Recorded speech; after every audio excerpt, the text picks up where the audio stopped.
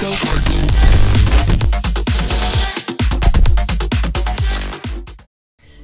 tout le monde, j'espère que vous allez bien. Aujourd'hui, on se retrouve pour un nouvel Entraînez-vous avec moi qui cette fois-ci sera avec mon beau et unique Azur, acheté avec vous en live, dont le nom vient également de vous. Et aujourd'hui, on va se faire un petit entraînement avec moi nocturne. Et pour ces Entraînez-vous avec moi, j'ai décidé que j'allais un petit peu papoter et vous faire des petites story time. Voilà, c'est un concept que vous m'aviez pas mal demandé et je pense qu'on peut totalement lier les story time avec les Entraînez-vous avec moi.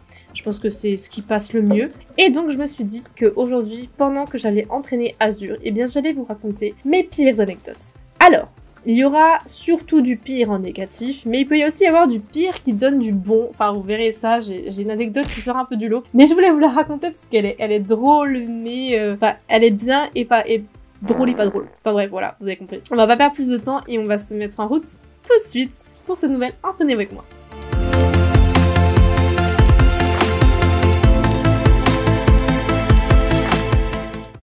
Alors, je vais exceptionnellement commencer avec la course de Fort Pinta. Voilà, on change un petit peu aujourd'hui les habitudes. Et en commençant cette première course de cet entraîné avec moi, je vais commencer ma première anecdote, qui est mes amitiés toxiques. J'ai eu très peu d'amis toxiques dans ma vie. Je suis quelqu'un qui... Malheureusement, il faut se le dire, je m'attache très vite aux gens, donc j'ai tendance à vite dire que je suis amie, mais vraiment ami, c'est assez rare. Et voilà, j'ai eu très peu de moments très toxiques comme ça avec des gens que je considérais être comme mes amis. Mais j'ai une histoire comme ça qui a été... voilà, alors, je dirais pas forcément toxique, j'aime pas trop utiliser ce mot, je trouve qu'on l'utilise un petit peu à tort et à travers, mais j'ai eu de très mauvaises expériences avec des personnes et il me fallait que je vous raconte ça. Alors peut-être qu'elles verront cette vidéo un jour, je ne sais pas. En tout cas, moi je n'ai plus rien, je ressens plus rien aujourd'hui, plus de haine ou quoi. Mais c'est toujours drôle à raconter. Alors il y a encore le bug où notre chien il sort tout seul de notre sacoche, ça va pas. Alors quand j'ai commencé mes études, j'étais en DUT et en DUT Infocom et j'ai rencontré là-bas des personnes. Elles étaient du coup 2 de base et le courant est vraiment très bien passé, on s'est vraiment très vite entendu et on avait les mêmes délires, enfin en tout cas moi de mon côté je trouve que ça passait super bien et on s'entendait vraiment bien et du coup en fait en arrivant au DUT je suis quelqu'un qui n'a jamais été très populaire, j'ai toujours été celle un petit peu oubliée, la réservée, la personne qui n'a que très peu d'amis dans les classes, qui est un peu l'intello mais considérée au très mauvais sens, en mode être intello c'est mal, etc. J'ai toujours été ce type de personne en cours.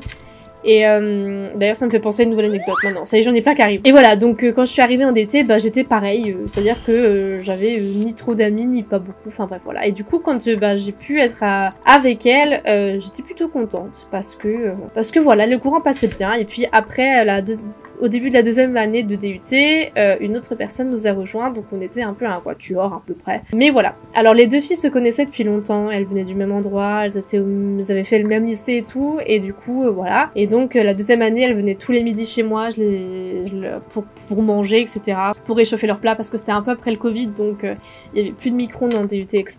Et ça se passait vraiment bien jusqu'à un moment où je me rendais compte que, en fait, je changeais totalement de comportement pour elle. C'est-à-dire que je n'étais plus moi-même quand j'étais avec elle parce que j'avais besoin de me sentir acceptée dans le groupe. Et je savais qu'en étant totalement moi-même, ça ne marcherait peut-être pas parce que j'étais quelqu'un de réservé qui n'aimait pas forcément beaucoup les soirées, finir totalement torchée ou quoi. Mais avec les bonnes personnes, moi ça me dérange pas, c'est avec plaisir. Mais voilà, à ce moment-là, j'étais pas forcément fan de tout ça. Et pareil, je suis quelqu'un qui travaille beaucoup en cours, qui privilégie les cours à quoi que ce soit d'autre et... Elle monte une canne la madame ou quoi? Et oula, il y a du monde. Oh, ça me fait penser à un truc. Il y a des gens, ils m'ont dit dans mon serveur, ouais, Alicia, il y a des gens qui disent que tu vas arriver sur le jeu et tout. Je crois qu'ils ont cru que... J'espère que c'est pas eux qui croient que j'arrive, parce que j'ai pas prévu de live en fait. Je fais juste ma vidéo, mais j'ai pas prévu personne. Du coup, pour pas avoir d'esclandre, je vais peut-être pas me focaliser à Mourlande. J'ai pas non plus envie qu'on soit 36 000.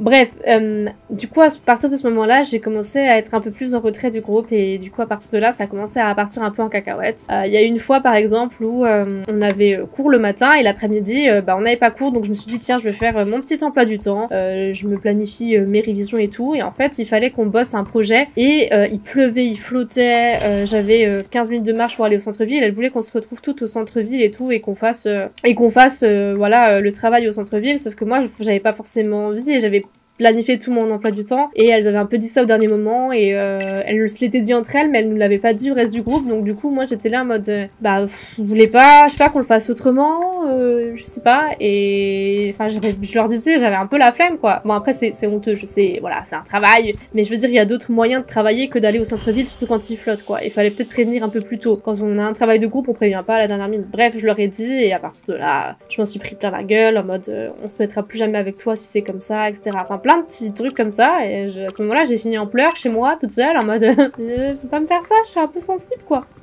Et donc à partir de là, je sentais que ça se passait mal. Pareil, quand on était en visio une fois, parce que du coup il y avait le deuxième confinement, il y a un prof qui a demandé si ça nous dérangeait de revenir une fois en présentiel, parce qu'on venait toutes les 3 d'Alsace et tout. Et je leur ai dit, bah moi ça me dérange pas et tout. Et elles m'ont dit, mais pourquoi t'as dit que ça te dérangeait pas, à cause de toi on va devoir retourner en présentiel et tout, avant tu voulais pas et tout. Sauf que effectivement, au début du confinement, je voulais pas y aller en présentiel parce qu'en tant qu'introvertie, j'étais très heureuse. Par contre, au bout d'un moment, quand ça fait 3 mois que t'es chez toi et que tu vois personne, t'as quand même, je sais pas, t'as envie de sortir. Donc je leur ai dit, moi ça me dérange pas, mais après ça n'engageait que moi. Et je me suis fait engueuler. Bref, là où ça a vraiment pété, c'est quand je leur ai dit que j'avais fait des recherches pour des écoles de communication, parce que c'est la fin du DUT, fallait bien aller quelque part, et que j'avais été... que je savais que j'avais pas mes chances, en fait, parce que ils prenaient pas la bourse, que moi, financièrement, je suis pas dans une famille qui est très très aisée, je suis dans une famille modeste, comme, voilà, la majorité des gens, je suis dans une classe moyenne, et je savais que je comprenais pas encore tous les rouages, mais faire une école de communication, c'était encore trop compliqué pour moi, et donc, à partir de là, forcément, je leur ai dit, je suis super triste, les filles, enfin voilà, j'avais besoin de leur exprimer qui allait pas.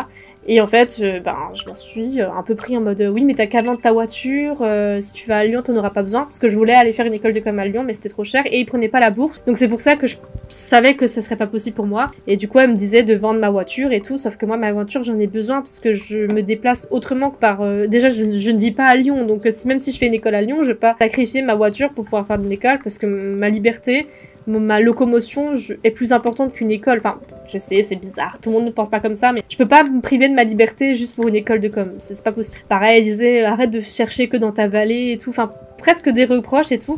Et donc, sur ce coup-là, je me suis un peu énervée, je leur ai dit, mais en fait, arrêtez de dire que je cherche que dans ma petite vallée, vous savez pas la moitié des recherches que j'ai fait pour trouver une école, enfin, je vous trouve un peu rude et tout, et à partir de là, je m'en suis pris plein la gueule, elle parlait ouvertement sur moi dans le groupe et tout, en mode, ah, maintenant, dis pas ça, elle va encore mal le prendre et tout, alors que je répondais pas, parce que je répondais pas. Et à ce moment-là, j'étais vraiment super mal, parce que, ok, j'ai répondu sec la fois à leur message, mais c'est surtout parce que, voilà, j'en avais marre, en fait, de me prendre que des reproches. Moi, je viens juste m'exprimer auprès de mes amis pour leur exprimer ma tristesse, enfin, ma tristesse, et en fait, j'ai jamais demandé des conseils ou quoi, j'ai juste demandé à ce qu'on soit là pour moi, en fait. C'est tout ce qu'on... Enfin, pour moi, c'est ma vision de l'amitié. Bref. Mais voilà, du coup, à partir de là, il y a eu...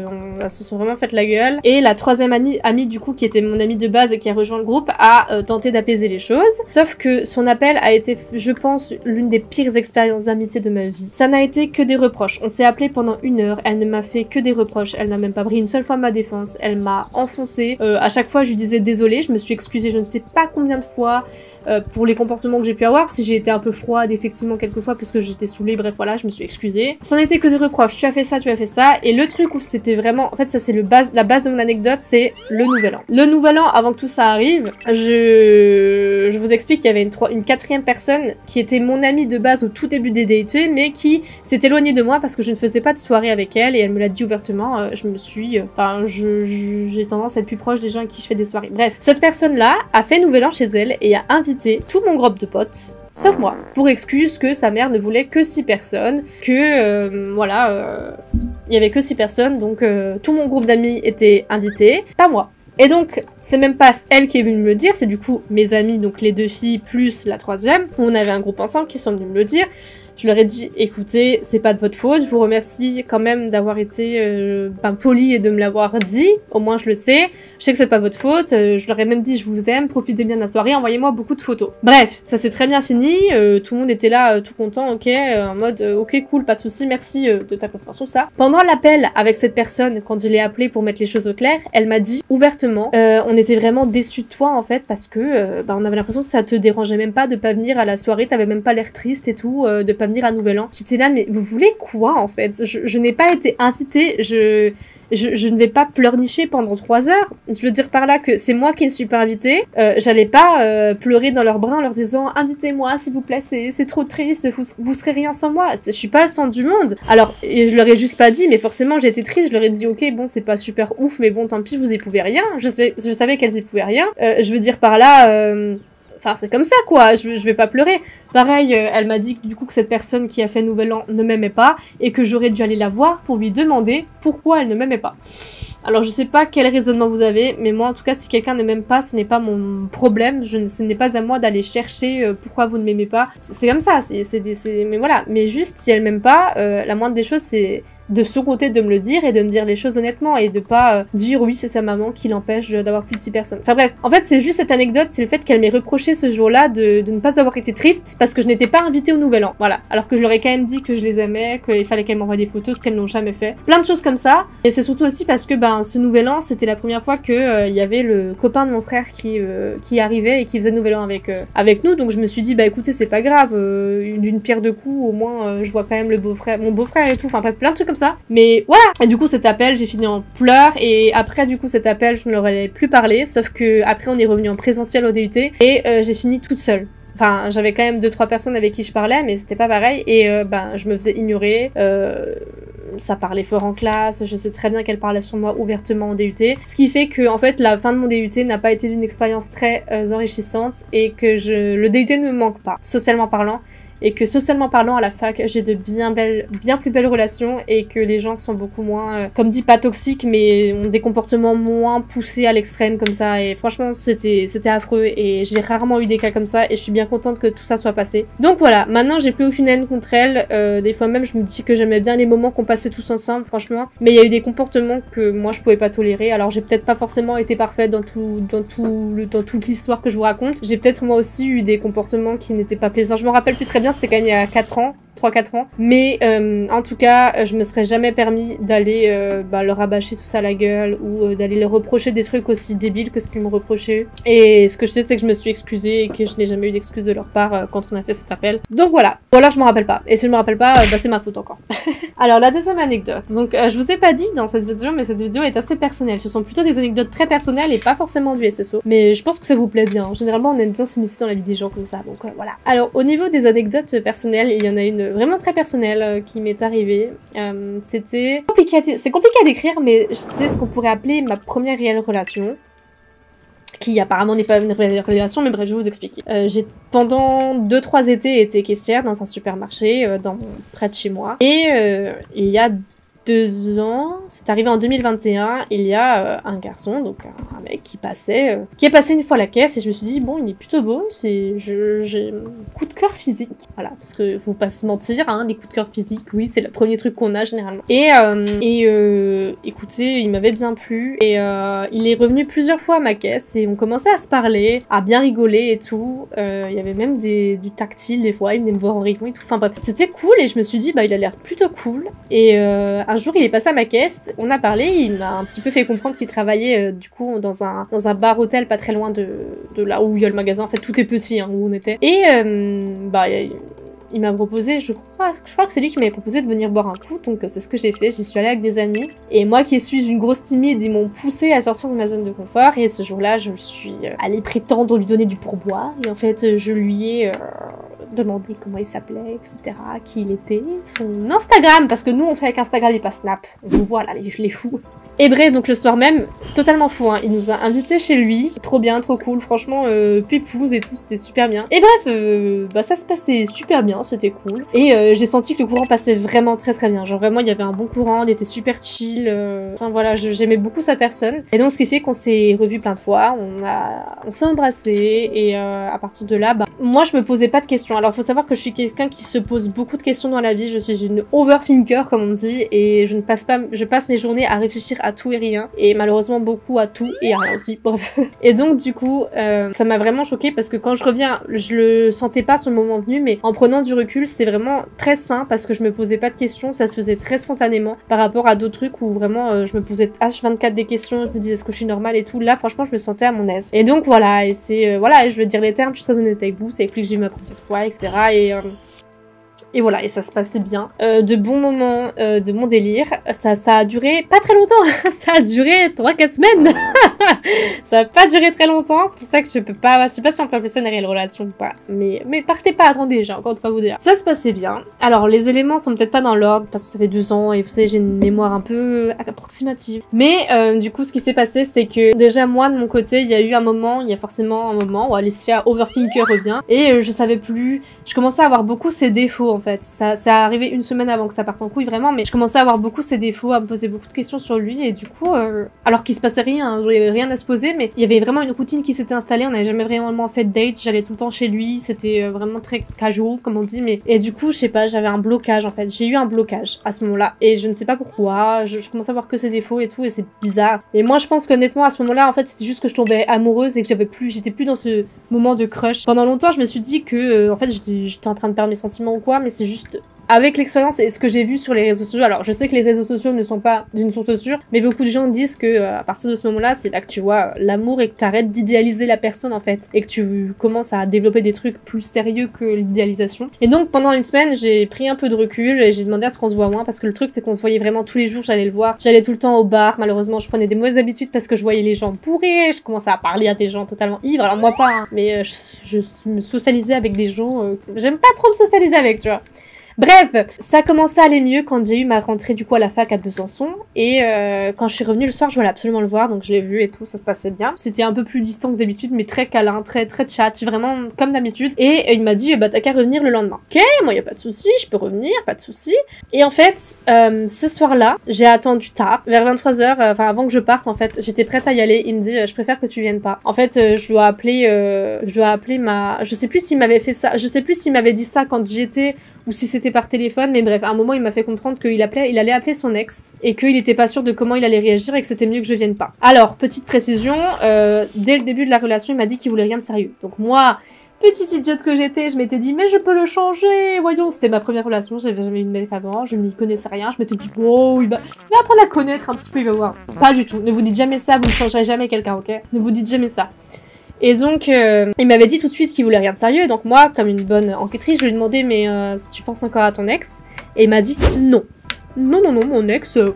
Donc je me suis dit, bah très bien, s'il pense plus à son ex, c'est pour ça que je me suis dit, il y a un feu vert, tu vois. Et bah non, parce que du coup, bah s'il appelait encore son ex, c'était chelou, tu vois, parce qu'apparemment, il était censé récupérer des affaires et tout, mais je pense pas que t'aies besoin d'appeler quelqu'un pour récupérer tes affaires, tu vois. Donc, moi, je pars en chialant. Le lendemain, je suis exprès restée un jour de plus en Alsace pour lui, hein. Alors j'étais censée être à Besançon. Bref, c'était le dimanche, et du coup, bah le lundi, je pars à Besançon, je chiale pendant tout le trajet, je chiale en montant mes affaires, les gens ont dû se demander, mais qu'est-ce qu'elle fait celle-là? Et bref, du coup, bah je passe ma semaine à Besançon, et je commence à accepter le fait que je pense qu'il veut plus me voir, en fait. Il a un peu, entre autres, rompu avec moi, même si pendant cette conversation qu'on a eue, il m'a dit qu'en gros, il ne nous considérait pas comme étant en couple, alors qu'on faisait un peu tout comme un couple, mais bref. Ok, très bien. Donc voilà, et en fait, le jeudi même, ma sœur, qui était du coup allée manger à ce bar-hôtel auquel il travaillait, m'a dit qu'elle l'a aperçu main dans la main avec une autre meuf. Sortir main dans la main avec une autre meuf. 4 jours à peu près après qu'il m'ait dit ça. Donc en gros, cette meuf, à mon avis, n'était pas juste revenue... bah du coup, c'était son ex. Hein. Cet ex n'était pas juste revenu rechercher ses affaires, à mon avis, enfin parce que cette meuf était en Corse. Je pense pas que tu mettes 1 ou 2 jours à revenir en Corse, c'est une décision que tu prends bien à l'avance, donc je pense qu'en fait, eh bien juste, c'était prévu depuis longtemps, qu'ils se parlaient en fait, je pense, depuis bien perpète lurette, et que voilà, juste il avait pas les coronas de me dire clairement ce qui se passait. Et donc bah ma soeur l'a vu main dans la main avec cette meuf qui était son ex, et voilà. Donc moi j'étais d'autant plus énervée. Mais c'est pas fini. Sachez que l'histoire n'est pas finie, mais alors loin d'être finie. Parce que, bah, quelques mois après, je dirais bien, même 1 an après... Alors, non, mais attendez, c'est pas ça. Faut d'abord que je remette les choses dans l'ordre. Quelques mois après, je dirais 6-7 mois après, presque 1 an après, il a commencé à travailler avec ma sœur. Parce que il m'avait déjà dit quand on était ensemble, entre guillemets, qu'il ne voulait plus travailler là où il était. Donc il avait démissionné, mais ça, je n'étais déjà plus avec lui pour le dire. Et en fait, il a postulé là où ma sœur travaillait, donc dans un tabac presse. Et il a été embauché. Et donc, ma sœur s'est retrouvée à travailler avec celui qui m'a entre autres brisé le cœur. Je peux vous dire qu'elle était bien... Bah ok, d'accord, je vais me le faire celui-là. Bon, au final, ça va. En fait, on ne me dit pas tout. Je pense que leur relation se passe bien, mais elle essaie d'un petit peu de trucs. Apparemment, ça se passait bien, voilà. Une relation quelque peu, voilà. Elle me dit des trucs, c'est bien parce que j'ai des petites anecdotes et tout. Moi, j'étais passée à autre chose, hein, ça allait mieux. Je pense qu'il y avait beaucoup de dépendance affective, ce qui a fait que le fait de passer à autre chose était plus simple pour moi aussi. Et donc, mais c'était pas simple, hein, j'y pense encore des fois, mais très rarement. Et c'est franchement plus de l'amour ou quoi, c'est juste, je repense parce que je repense à tous mes souvenirs de ma vie. Et donc, autre chose dans cette anecdote qui n'est toujours pas finie. Du coup, comme il travaillait avec ma sœur et une collègue, il aurait confié à une de ses collègues qu'il aurait en fait regretté de m'avoir un peu délaissée. Parce que, apparemment, j'étais une bonne personne et tout. Donc bon, c'est pas moi qui le dis, hein, c'est lui. Mais honnêtement, ça m'a fait très plaisir d'entendre ça. Mais honnêtement, aussi diabolique que je suis, ça m'a surtout fait rire jaune. J'étais là, ha! Lâché, écoute, tu m'as fait chialer comme une... Tu m'as pas dit les choses honnêtement comme elles étaient. Tu me dis, d'abord tu me fais attendre parce que déjà ce mec, je me suis pliée en quatre, hein, parce qu'il y a déjà des fois, je voulais aller le voir, il y avait ses potes à la maison, enfin chez lui, du coup je lui ai dit bah t'inquiète et tout. J'ai attendu jusqu'à minuit et je suis quand même allée chez lui à minuit et j'ai même pas dormi là-bas en plus ce jour-là. Donc voilà, je suis restée éveillée, je m'étais même fait une micro-sieste, enfin bref voilà. Donc quand il a dit ça, franchement j'étais un petit peu... contente, tu vois, mais même si je m'en foutais, mais ça fait toujours du bien de savoir que voilà, tout ça, son ex, elle est repartie depuis, hein. Parce qu'apparemment, elle l'aurait lâché lui pour aller en Corse. Donc ma mère, elle m'a dit, t'inquiète pas, si elle le fait une fois, elle le refera. Mais les mamans ont toujours raison. La dernière anecdote liée à ça, c'est que du coup, ma sœur et mon frère et mon beau-frère, enfin mes deux beaux-frères, ont fait souvent des soirées, enfin on fait une fois une soirée entre eux. Et il y avait ce qui fait qu'absolument toute ma famille l'a rencontré presque, pas toute ma famille, mais en fait, la moitié de ma famille l'a rencontré et a passé des soirées avec quand je n'étais plus avec. C'est-à-dire que quand j'étais avec, absolument personne ne savait qui c'était parce que ça n'a pas duré longtemps, j'ai pas eu le temps de le présenter. Et maintenant, il travaille avec ma sœur, il fait une soirée, il y a mon frère, donc il rencontre mon frère, mon beau-frère, mes deux beaux-frères. Et attention, l'anecdote n'est pas terminée, c'est une anecdote qui s'est passée très récemment. Et ça, je vous avoue, je suis pas très fière. Ma tata a eu ma marraine plutôt, ma marraine avec qui j'ai pas forcément de très ouf contact, a eu une mauvaise expérience amoureuse et elle est allée très récemment du coup à ce bar tabac parce que ça fait aussi bar, du coup ça fait bar. Donc elle allait picoler et qui était au bar à ce moment-là, mon ex entre guillemets quoi. Voilà, lui. Donc voilà, donc il a aussi rencontré ma marraine qui a entre autres est rentrée est entre autres rentrée dans la terrasse du bar et donc a pété la terrasse du bar parce qu'elle était totalement ivre, mais bref ça c'est un autre détail, voilà. Donc voilà, en gros, juste pour vous dire que quand j'étais avec cette personne, personne ne le connaissait dans ma famille et que maintenant il y en a, bref, tout le monde le connaît, voilà, tout le monde de ma famille le connaît, mais pas maintenant que je suis plus avec. Donc c'est assez chelou en fait comme situation, mais je vous souhaite pas de le vivre tout le temps. Voilà, donc ça c'était ma petite anecdote et en fait, faut se dire que depuis je n'ai plus de relation en fait, je n'ai plus de relation amoureuse sérieuse comme ça et je sais pas pourquoi j'ai des blocages, je sais pas pourquoi, je sais pas si je devrais avoir une psy ou si ça a toujours été en moi, peut-être avec des relations que j'ai eues avec mon père, je sais pas, mes relations avec mon père sont très bien, hein, mais peut-être qu'il y a des blocages à certains moments de ma vie qui font que j'ai du mal, je sais pas, mais voilà, s'il y a des gens qui sont psychothérapeutes, psychanalystes, n'hésitez pas à me dire si ça existe ce genre de situation, ou voilà, enfin voilà, j'ai déjà eu des crushs, mais c'est jamais allé plus loin et je sais pas pourquoi, mais enfin bref, voilà, je vais vous dire toute ma vie non plus, mais donc voilà. Alors, la prochaine anecdote, c'est pas drôle non plus, c'est comment est-ce que mon hémétophobie est arrivée. Ah, il y a un message, attendez, parce que je le sentais qu'il y aurait un message. Je sais pas si elle va vouloir parler, donc je vais la laisser parler. Mais du coup, j'ai pas toujours été hémétophobe, c'est une phobie qui est arrivée avec le temps. Et en fait, c'est arrivé en 2015, à cheval. Bon, je finis de répondre, mes très chers amis, j'arrive tout de suite. Alors, du coup... Ah, mais oui, mais il y a ça, mais je crois que je peux pas le faire avec mon cheval actuel. Attendez... Ouais, c'est ça. Bon, alors du coup, c'était un samedi et je montais encore à cheval à ce moment-là. Et en fait, je me sentais pas forcément très bien quand je me suis levée. Et à cette époque-là, comme j'étais pas du tout hémétophobe, j'avais pas la phobie, je m'inquiétais pas plus que ça. Un mal de ventre ou quoi, j'avais pas faim, mais je me disais c'est pas grave. Et en fait, comme je me posais pas de questions, je me suis dit ok, bon, j'ai pas très faim, je mange un tout petit peu mais pas trop, et ça ira. Et en fait, on est allé au cheval, il y a bien 15 minutes de route, et en plus mon père à ce moment-là, il s'est dit tiens, c'est le bon jour pour faire des drifts sur la neige, parce qu'il y a de la neige. Il faisait des drifts, je peux vous dire, je me sentais pas forcément mieux. J'étais pas forcément très bien, mais voilà. Oula, je sais pas ce que j'ai fait, mais je l'ai fait. Et bref, ça amplifiait un petit peu tout ça, mais je me suis dit ça va aller, ça va passer, c'est comme ça, c'est la vie. 14 ans, t'inquiète, je sais tout, je sais comment passent les maladies. Et en fait, ça n'allait pas mieux, mais bref, j'étais trop contente ce jour-là parce que j'ai pu monter mon poney préféré pour une balade dans la neige. C'était un souvenir qui aurait dû être incroyable. Du coup, la balade se passe et je ne me sens absolument pas bien. Je ne profite absolument pas de la balade parce que je me sens de moins en moins bien. J'ai un mal de ventre, mais c'est pas un mal de ventre genre ça te brûle, tu vois, genre en mode ça va te... comme si ça brûlait dans ton corps. C'est juste un mal de ventre, tu te sens lourde, opprimée, enfin pas opprimée mais compressée, et genre pas bien du tout, t'as l'impression que ton corps va exploser. Et en fait, on est arrivé de la fin de la balade et en fait j'ai vomi à cheval. Voilà, c'est dur pour moi de dire le mot, mais je commence à m'améliorer. Je vais essayer de prononcer le moins possible le mot V parce que je sais que pour beaucoup, dont moi, c'est pas forcément agréable, donc je vais dire le mot V et pas le mot en lui-même. Et donc voilà, j'ai V à cheval et en fait j'avais juste capté que mon frère avait eu la G, la maladie que l'on appelle plus communément gastro-entérite, voilà, quelques jours plus tôt, et en fait je l'avais chopé de là. Et en fait le truc c'est que je pense que j'ai eu un réel trauma dans le sens où je n'étais pas chez moi, je n'étais pas dans un lieu approprié, j'étais censée profiter de ma journée, j'étais dans l'endroit où je me sentais mieux au monde et je me sentais absolument pas bien. J'ai V devant pas mal de gens, j'ai V dehors, enfin je me sentais pas bien, j'ai même pas pu ramener le cheval au prix en fait.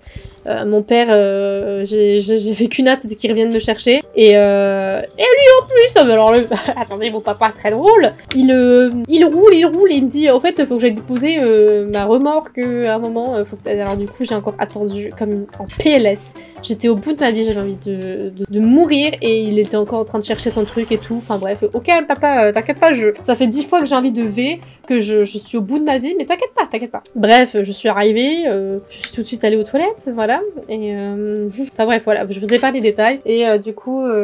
on a appelé le médecin qui m'a donné de quoi me calmer, donc ça allait mieux. Et voilà, mais en fait depuis ce jour-là, et bien c'est de là qu'est née mon hémétophobie. Voilà, je n'étais pas hémétophobe avant, et là je le suis depuis 2015, mais vraiment très fort. Enfin si, en fait je mens, j'ai toujours été hémétophobe, mais à une échelle différente, c'est-à-dire que quand j'étais vraiment très petite, vous savez quand vous mettez vraiment les basses à fond de votre haut-parleur, ou quand vous êtes même en boîte, vous entendez les vibrations que ça provoque dans votre corps. Et bien à l'époque ça me faisait paniquer quand j'étais plus petite. Je paniquais parce que je revois une scène où on était chez quelqu'un et tout, il y avait ça, et ils ont dû partir plus tôt parce que je me sentais vraiment pas bien, genre je paniquais, je criais partout et je disais dans la voiture, je me rappelle de ça, je ne veux pas V parce que j'avais trop peur. Donc en vrai je pense que j'ai toujours eu cette hémétophobie, donc je pense pas que je peux m'en débarrasser aussi facilement que ça, mais disons que je ne l'ai jamais eu à un point aussi élevé que maintenant, c'est-à-dire que maintenant dès que j'ai mal au ventre je vais commencer à paniquer, je vais commencer à faire des crises de panique, mon corps va commencer à suer, je vais avoir le cœur qui bat 10 fois plus vite, et du coup ça va amplifier mon mal de ventre. Enfin c'est un cercle vicieux qui ne s'arrête pas, mais je pense que les gens qui ont cette phobie savent de quoi je parle. Et voilà, au point où je ne mange pas un truc qui est même le périmé le jour J, même le jour d'avant, je ne le mange pas parce que j'ai peur. J'ai peur de prendre l'avion parce que j'ai peur de ça. Des fois même j'ai peur de faire certaines montagnes russes parce que je sais que ça peut provoquer des nausées. J'ai peur de... Comme j'ai le mal des voitures, et bien forcément j'ai peur d'avoir le mal des voitures. Le mal des transports plutôt. En gros c'est simplement ton oreille interne qui t'envoie des mauvais signaux et donc du coup qui est mal équilibrée et donc tu te sens mal. Donc t'as des nausées et tout. Et donc forcément il n'y a rien qui va. Hein. C'est l'ensemble de mes phobies qui ne vont pas ensemble. Enfin bref voilà, moi c'est un vrai... J'ai beaucoup trop de phobies. Beaucoup trop de phobies. La phobie des prises de sang, la phobie de ça, la phobie de mourir, j'ai beaucoup trop de phobies. Donc voilà, c'est compliqué ma vie. Mais voilà, en tout cas pour vous dire que mon hémétophobie a vraiment été réveillée mais très fort à ce moment-là, et que depuis je la vis très salement, et que je ne bois pas trop aussi. Je n'ai jamais été ivre morte puisque j'ai peur des conséquences derrière. Donc voilà, donc c'est bien aussi parce que se mettre 3000 planches là dans la gueule, je pense pas que ce soit une très bonne chose non plus, c'est pas un exemple pour moi. Mais moi je ne pourrais jamais, voilà. Et il y a une fois où j'ai beaucoup trop bu et où je me sentais pas bien, j'étais même pas chez moi. Je peux vous dire, j'ai bien paniqué toute la nuit. J'étais pas bien. Et c'est encore arrivé récemment où je me suis réveillée en pleine nuit parce que je pense que je digérais pas... Je digérais bien, hein, que ça, je digérais très très bien, mais genre juste si j'étais ballonnée parce que j'avais beaucoup mangé, ça m'a réveillée et donc j'ai paniqué. Je me suis réveillée en pleine nuit, je cherchais des Vogalène parce que sachez que le Vogalène est mon médicament préféré au monde, mais c'est dégueulasse. C'est berk, t'as l'impression de manger du ciment, mais par contre... c'est un placebo de ouf pour les hémétophobes. Sachez-le, c'est... il y a Vogalib et Vogalène, et moi j'appelle ça Vogalène. Enfin bref, voilà. Donc voilà, ça c'était la création de mon hémétophobie. Alors il y a une avant-dernière anecdote que je n'avais pas prévu d'ajouter, mais je vais la mettre aussi... Ah, c'est pas l'avant-dernière en fait. Je vais vous la mettre aussi. Je vous l'ai dit que quand j'étais plus petite, j'étais du coup très intello. On m'appelle, enfin, négativement en gros, vraiment, j'étais très concentrée en cours et j'écoutais beaucoup, je ne parlais pas beaucoup. Et c'était pour moi une priorité de réussir à l'école. Et en fait, c'était malvenu au collège. Sachez que l'époque du collège est une époque qui est mauvaise pour tout le monde. Je pense qu'il y a très peu de gens qui ont passé de bons moments au collège, il y en a, je pense. Mais c'est très rare. La 5e a été la pire année pour moi, puisque c'était une année un peu de harcèlement, très clairement. Parce que les personnes qui justement... En fait, presque toute la classe n'était pas intello. On était 3-4 qui étions intello. Et donc, voilà, une fois j'ai osé dire que j'en avais marre, qu'on n'arrivait pas à travailler et tout pendant une vie de classe. Résultat, tout le monde m'a regardé mal, tout le monde parlait sur moi et tout. Après, vraiment, c'était horrible. Je savais même pas comment j'ai fait pour résister à ça. J'avais peut-être plus de courage que maintenant, mais mon hypersensibilité était déjà là parce que quand on se prenait des heures de colle, eh bien, je pleurais devant toute la classe. Mauvaise idée. Mais voilà, j'avais déjà beaucoup de mal avec ma sensibilité à l'époque et voilà, je pleurais devant les gens parce qu'on se prenait des heures de colle parce que c'était pas mérité et je trouvais ça injuste et j'avais pas envie d'avoir des heures de colle, j'avais pas envie de rester. Et donc on s'était tapé 4 heures de colle au total dans l'année collective parce que les gens faisaient le bordel alors que moi j'en faisais pas en fait et ça me saoulait pour nous qui ne faisions pas de bordel de pas nous en prendre. Donc voilà, on se faisait traiter de tout et rien parce qu'on était des intellos. On n'était pas aimés dans la classe, on nous faisait bien savoir, on était bien rejetés. Et voilà, et...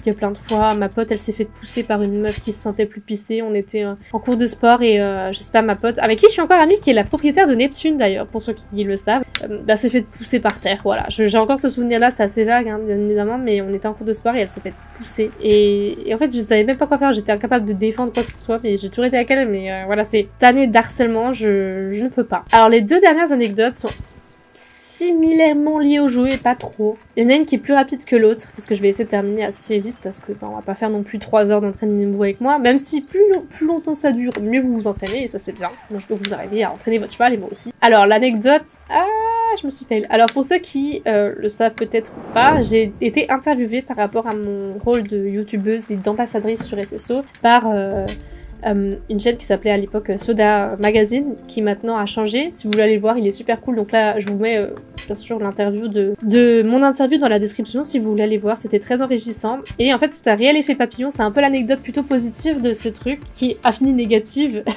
C'est qu'en fait, quand j'étais en DET, j'avais fait un projet tutoré, c'était obligatoire. Et c'était de faire un festival de court-métrage. Et on était les organisateurs de ce festival. Et donc, comme c'était en pleine période un peu de confinement, de Covid, on a dû le faire à distance. Et donc, on a dû trouver un endroit où faire le final, l'annonce des résultats et tout, pour faire un truc bien. Donc, on a fait un live. Et en fait, on a fait chez lui, parce qu'une des personnes du projet tutoré le connaissait. Et donc, c'est avec lui qu'on a fait eh bien, le truc. Et donc, après, par la suite, je lui avais parlé tout de ce que j'étais, de ce que je faisais. Et il avait dit, ah, mais t'as une chaîne YouTube, t'es youtubeuse, tu veux pas faire une petite interview et tout. J'étais là, ah, une interview, moi. À l'époque, j'étais encore toute frêle et tout, je venais d'être ambassadrice, je venais de commencer à comprendre ce que c'était un peu les responsabilités dans la vie, donc j'étais là ok. Mais j'avais trop hâte parce que pour moi, enfin, c'est insensé, c'est bon, t'es pas non plus une rosta, t'as pas fait une interview, bah si, du coup. Et donc voilà, donc j'étais trop contente, c'était vraiment un bel effet papillon parce que grâce à ce projet tutoré, j'ai fait mon interview. Ils étaient incroyables, ils m'ont vraiment mis en confiance. Mais il y a plein de gens aujourd'hui, c'est fou ça, c'est quoi tout ce monde? Donc j'ai fait mon interview là-bas, qui s'est bien passé. Et en fait, ce jour-là, c'est une petite anecdote rapide, mais je m'étais un peu retenue trop longtemps d'aller aux toilettes. Et pour la grosse commission, oh, je vous avoue, c'est vraiment pipi caca ce que je vous raconte hein, comme anecdote. Hein. Je sais, c'est pas drôle, peut-être que les gens vont se vexer parce que je raconte cette anecdote. Je suis désolée, si vous voulez la skipper, n'hésitez pas, il y aura attention les timestamps. Mais du coup, je me suis retenue trop longtemps, je pense qu'il y avait le stress et tout qui ont joué. Et par conséquent, le truc étant que j'y suis allée avec ma mère et c'était vers Pontarlier, donc pour ceux qui savent pas, c'est près de Besançon, enfin bref voilà. Et il y avait 2 heures de route avant d'arriver en Alsace. parce que bah, j'étais déjà étudiante à Besançon, donc ça allait, mais je voulais rentrer en Alsace, quoi, parce que je voulais aller chez mes parents, parce que j'étais en week-end ou même en vacances, je crois. Et donc, il y avait 2 heures de route, c'est moi qui conduisais, et je ne voulais absolument pas m'arrêter dans une aire d'autoroute, parce que ouais, je suis chiante, mais j'aime pas les aires d'autoroute, je voulais rentrer chez moi, faire ma grosse commission dans mon toilette. Et en fait, je n'en pouvais plus, en fait, il y a un moment, j'en ai pleuré, parce que je n'arrivais vraiment plus à me retenir, ça faisait mal, mon ventre brûlait, parce que, ben voilà, faut pas se retenir, c'est pas bon du tout, c'est horriblement pas bon, autant aller dans une aire d'autoroute, hein, franchement, c'est pas le bon exemple à suivre. Et en fait, j'en pouvais tellement plus qu'on a dû s'arrêter chez ma sœur, alors qu'elle habite quand même à 5 minutes. On a dû s'arrêter chez ma sœur en panique, parce que même si on habitait à 5 minutes entre ma sœur et mes parents, eh bien je ne pouvais plus. J'allais faire ma grosse commission dans la voiture et ce n'était pas possible, je ne pouvais pas. Je ne pouvais plus. Et donc, du coup, bah voilà, je suis vraiment arrivée, j'ai fait « Coucou, je peux utiliser tes toilettes ?» Et j'y suis allée en panique. Genre vraiment, t'imagines la scène, t'es chez toi tranquille, t'as ta sœur qui toque juste pour utiliser tes toilettes. Super la fratrie, quoi, super la sororité. Mais du coup, voilà, c'était l'anecdote qui était trop cool, mais à la fin, je peux vous dire, les backstage, c'était un peu moins drôle. Hein. Ce jour-là, j'ai pas trop rigolé. Hein. Mais voilà, en tout cas, c'était trop cool. Et big kiss à Laurent Sayers, tu vois, ça, c'est celui qui m'a interviewé. Et... Alors, on arrive sur ma dernière anecdote, qui est un petit peu plus... Oh, j'en rigole, mais c'était assez drôle. Quand j'ai commencé SSO, c'était en 2013, il y a une période après où je suis restée un peu seule, et après j'ai rencontré quelques amis sur le jeu, dont un mec. Alors, ce mec-là, on s'entendait mais super bien, il était beaucoup plus âgé que moi, je ne sais pas trop de combien d'années, mais au moins minimum 5 je crois. Mais moi je m'en foutais parce que je m'étais dit, ça c'est vraiment un ami en or et tout, trop cool, genre vraiment sans arrière-pensée, c'était vraiment quelqu'un de trop cool avec qui je passais de trop bons moments. Et là encore c'est très très vague parce que du coup ben genre ça date vraiment, il y a au moins 10 ans. Mais il y a des moments où du coup il était sorti avec une fille sur le jeu et donc forcément il prenait ses distances avec moi et moi je m'en foutais, mais le seul but c'est mon lapin qui fait des bêtises. Mon seul but c'était genre, enfin normalement quand tu sors avec quelqu'un tu délaisses pas non plus tous tes amis, enfin genre je sais que j'étais une amie fille mais moi j'avais pas d'arrière-pensée donc forcément ça me paraissait bizarre qu'il m'abandonne, genre je vois pas pourquoi, enfin il y avait que de l'amitié tu vois dans ma gueule, enfin dans ma tête à moi. On parlait aussi par message je crois, mais bref moi j'étais juste contente, trop contente et tout, et en fait à un moment cette personne m'a dit oui je vois bien, j'ai l'impression que t'as des sentiments pour moi, je préfère qu'on arrête et tout, c'est pas ça et tout. Je dis, mec je t'explique, j'ai un crush pour un mec qui est dans mon collège, qui ne me calcule pas, qui s'en fout de moi, et toi t'es en train de me dire que tu crois que j'ai un crush sur toi, mais ça va pas la tête ou quoi? Je sais encore sur qui j'ai un crush. Ma fille était persuadée que j'avais un crush sur lui, ce qui n'était pas le cas en fait, et il voulait qu'on arrête l'amitié, sauf que c'était pas vrai tu vois, genre j'avais pas de crush sur lui, et l'amitié s'est quand même arrêtée, donc j'étais triste tu vois, parce que bah moi j'avais vraiment zéro arrière-pensée, genre juste j'étais trop contente d'avoir un ami comme ça, on avait des délires de fou, enfin c'est des délires un peu enfantins, mais c'était l'âge quoi, j'avais genre 12 ans, qu'est-ce que tu veux, et en fait bah du coup je l'ai perdu de vue, et en fait après je suis restée seule du coup parce que j'avais la flemme, et après j'ai rejoint les West Cobra. C'était, je pense, 1 ou 2 ans après. Et c'est là que j'ai rencontré Brooke. Et Brooke, ça a vraiment été un coup de cœur, vraiment une superbe amie, pareil, où j'ai vraiment eu de très bons moments avec elle. Et on s'est vite rapprochés, c'était vraiment trop cool. Et en fait, du coup, cette personne est revenue sur le jeu, donc ce mec est revenu sur le jeu et avoue qu'on s'entendait très bien avec Brooke, et en fait il avait aussi eu une expérience avec Brooke et il a commencé à taper, mais un scandale, parce que il me disait oui je vois que tu t'amuses bien plus avec elle que moi, ça rigole bien, tout ça, mais vraiment un truc de jalousie, mais j'étais là, mec, tu m'as abandonné, tu m'as dit qu'on était plus censé être potes, je veux pas non plus me priver d'avoir des amis parce que tu es jaloux que je sois amie avec elle, tu vois. Et ça Brooke pourrait le confirmer, on en a encore reparlé parce qu'elle a rejoué récemment. Et on s'est dit, mais c'était quand même what the fuck ce truc. Et du coup, voilà, j'étais là en mode, mais toi, tu me tapes un scandale là. Je suis en train d'être tranquille avec mon amie, qui elle ne m'abandonne pas pour des débilités et tout. Et, et du coup, voilà. Et bah, il s'est avéré que bah, finalement, bon, j'en ai plus trop entendu parler. Il me semble que quelqu'un m'avait dit comme quoi il m'avait bien craché dessus, je crois. Petite anecdote. Il est passé niveau 7, hein, mine de rien, rassure. Mais du coup, voilà. Je crois que j'avais vu ça une fois. J'étais là, écoute, crache sur moi. Je m'en fous. Je n'ai pas eu besoin de toi pour aimer ce que je fais, ce que je suis, et pour par la suite trouver des amis qui, eux, ne me rejettent pas pour des débilités, ou alors sans me demander ce que je pense réellement. Enfin bref, voilà, des trucs comme ça tout bêtes. Donc voilà, mais pareil, en fait, toutes les personnes que j'ai citées aujourd'hui, c'est des anecdotes qui datent, et pour qui je n'ai plus de haine. J'aurais pu très bien citer Bernadette Kingbridge, qui pareil, a passé son temps à m'harceler alors qu'il y avait mon cyberharcèlement à côté. Et ben pareil, je m'en fous, tu sais quoi Bernadette, viens, on ira boire un verre, c'est pas grave, franchement. Moi, je dis le fait que tu vives des mauvaises aventures et des mauvaises expériences avec les gens, c'est pour te former aussi, c'est des leçons que tu dois apprendre sur toi-même. Et donc toutes les mauvaises expériences que tu as eues avec des gens, c'était aussi une leçon que tu devais apprendre sur toi-même, sur parfois te remettre en question, sur tes fréquentations, sur qu'est-ce que tu veux réellement dans la vie, est-ce que c'est vraiment ça que tu veux être, est-ce que t'es pas en train de totalement te perdre pour l'amitié, plein de trucs comme ça où tu crois que c'est la faute des autres, mais des fois c'est aussi un peu de ta faute et il faut aussi se remettre en question et tout ce qui t'arrive c'est pas forcément de la faute des autres, ça peut aussi être tes mauvais choix que t'as fait, hein, tout simplement. Donc voilà, moi toutes ces expériences là je les raconte aujourd'hui sous le sourire parce que j'ai envie de vous dire voilà ça s'est arrivé, c'était pas forcément très joyeux quand c'est arrivé, j'étais triste etc, mais je ne garde pas de mauvaises expériences de ces gens-là je pense qu'aujourd'hui ils sont tout autant épanouis que moi et n'ont pas besoin de mes conseils ou n'ont pas besoin de moi qui suis en train de leur cracher dessus puisque c'est pas le cas. Bref voilà, ne gardez pas, si sauf c'est vraiment méchant, je m'entends bien, mais si vous avez juste des malentendus ou des mécontentements ou des embrouilles avec des anciens amis et tout, sachez que vous avez été amis à un moment avec eux pour une raison, ça a peut-être mal tourné un moment, mais voilà. Gardez pas que le négatif des gens et espérez que les autres fassent de même pour vous parce qu'il n'y a pas que du négatif dans une personne, il y a aussi beaucoup de positif. Et donc voilà. Alors je vais ramener ma petite vache. J'aurais préféré ramener ma vache pendant que je faisais ce petit exclandre. Mais voilà.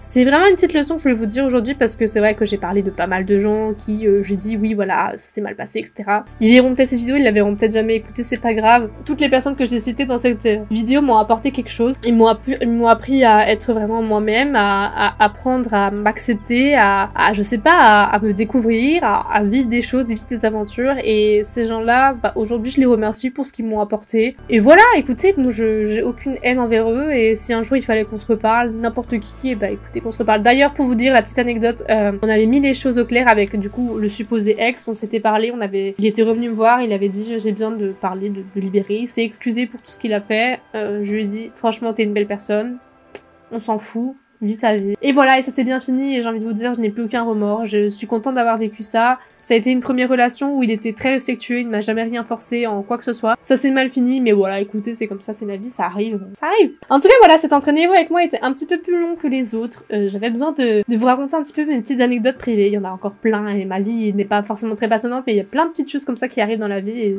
dont on peut en parler.